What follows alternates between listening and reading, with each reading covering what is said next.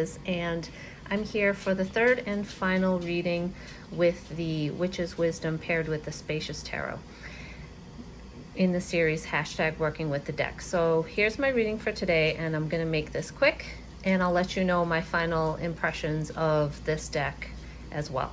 So the main message here was I got the World, and as I had mentioned in the walkthrough, the majors are reversed. So the World starts with moving into adventure here, right? So the world is on fire, or something that she's known and loved is now starting to crumble, and she has to make her way in a new adventure. Excuse me. And the undercard from the Witch's Wisdom is the Eight of Water. So you can see these baby turtles are now making their way to the ocean. And if you know anything about that journey, it can be quite treacherous for them. So both of these cards depict kind of a moving away and moving into a new adventure.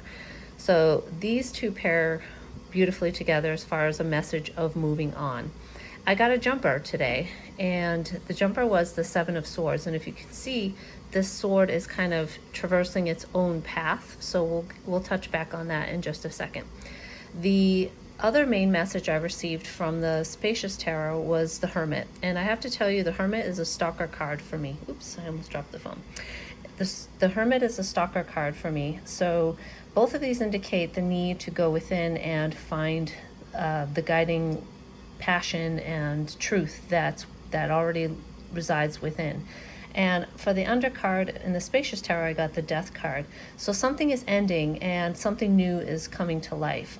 So what this is basically telling me is that something is in need of release, surrender, and I can definitely sense that in the last few weeks. And I don't know if this resonates with you at all, but if you are in tune with yourself, if there's something within that is in need of healing or that doesn't feel quite right, now is the time to go within and to search for a new path.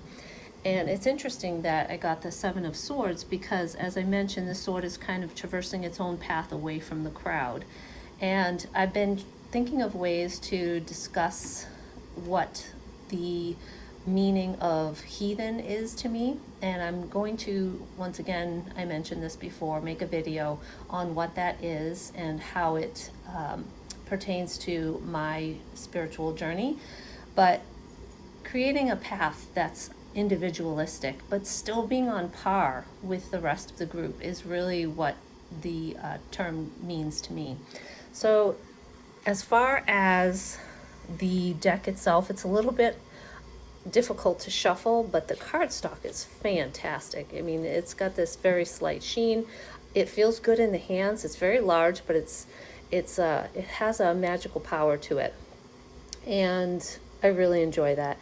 There's sections in the guidebook that discuss what it is that you're looking at, but as far as the magic component, some of them are more in line with what I might do and some of them are not.